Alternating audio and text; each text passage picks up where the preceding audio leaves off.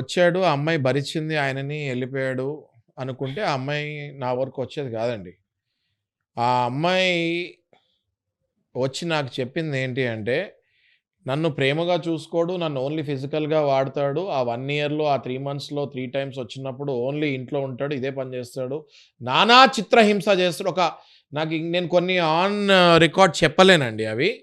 Okay. చాలా, చాలా, చాలా, చాలా క్రూరంగా బిహేవ్ అమ్మో! ఈ చేస్తాడు. వీడియో చూస్తున్న మహిళలకు అర్థమైపోతది సార్ అది. ఆన్ రికార్డ్ నేను వాళ్ళ చెప్పలేను. వాళ్ళ గురించనేది క్లారిటీ ఉంది. అవి చెప్పుకోలేని కొన్ని యూట్యూబ్ గైడ్‌లైన్స్ కూడా మనం ఫాలో అవ్వాలి కాబట్టి ఆన్ రికార్డ్ నేను చెప్పలేను. చాలా క్రూరంగా సెక్షువల్ అబ్యూస్ చేస్తాడు, వెళ్ళిపోతాడు. అంతే కాకుండా ఒకటే ఒక పని చేస్తాడు. అది కాకుండా ఏంటి అంటే దుబాయ్‌లో ఉన్నప్పుడు ఫోన్‌లు చేసి, "నువ్వు ఫోన్ ఎందుకు ఎత్తలేదు?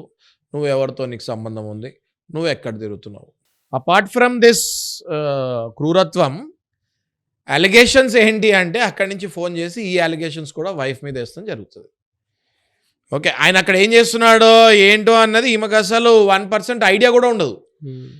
ఇక్కడ ఈయన వచ్చినప్పుడు ఏం చేస్తాడో ఈమెకు తెలుసు. వెళ్ళిపోయిన తర్వాత అక్కడి నుంచి ప్రతిరోజు ఫోన్ చేసి, "నువ్వు ఎవరితో తిరుగుతున్నావు? నువ్వు ఫోన్లు ఎత్తలేదు. నిన్న నువ్వు ఎక్కడున్నావు? ఏంటి నీకు? వాళ్ళతో అక్రమ సంబంధం ఉందా? వీళ్ళతో అక్రమ సంబంధం ఉందా?" అని అంటగడతాడు. ఇదే పని ఆ వ్యక్తిది. ఇలాంటి వ్యక్తులు, ఇలాంటి మహిళలు ఎంతమంది ఉన్నారో నాకు కమెంట్స్‌లో గనక వస్తే, కంటిన్యూగా ఒకవేళ నాకు జరిగింది ఇలా అని కమెంట్స్ గనక వస్తే, ఖచ్చితంగా నేను ఇప్పుడు ఇచ్చే లీగల్ సొల్యూషను, దీని మీద లీగల్ రీసెర్చ్ కూడా చేసి, సుప్రీంకోర్టు జడ్జిమెంట్స్ బయటకి తీసి, ఇలాంటి వాటిలో సుప్రీంకోర్టు ఏమిచ్చిన జడ్జిమెంట్స్, దాన్ని బట్టి మనం లోవర్ కోర్ట్స్ మీద, దగ్గర ఉన్న హై కోర్ట్స్‌లో మనం అప్లై చేసుకొని న్యాయం తీసుకోవచ్చు నాగరాజు గారు. డెఫినెట్‌గా అండి. రైట్? మీరు ఆ భరోసా ఇస్తుంటే చాలా హ్యాపీగా ఉంది. ఖచ్చితంగా నాగరాజు గారు ఒక స్టేజ్‌కి వచ్చేసాం మనం ఇంకా.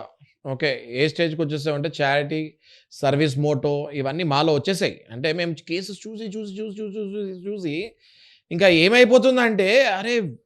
ఏ ఒక ప్రొఫెషన్ ప్రాక్టీస్ ఒకటే కాదు, ఎంతో కొంత మన న్యాయవాది వృత్తిలో కొంచెం సర్వీస్ కూడా చేయాలి. మంచి మాటలు కూడా చెప్పాలి. టైం తీసుకొని మీ దగ్గరికి వచ్చేది నేను అందుకే.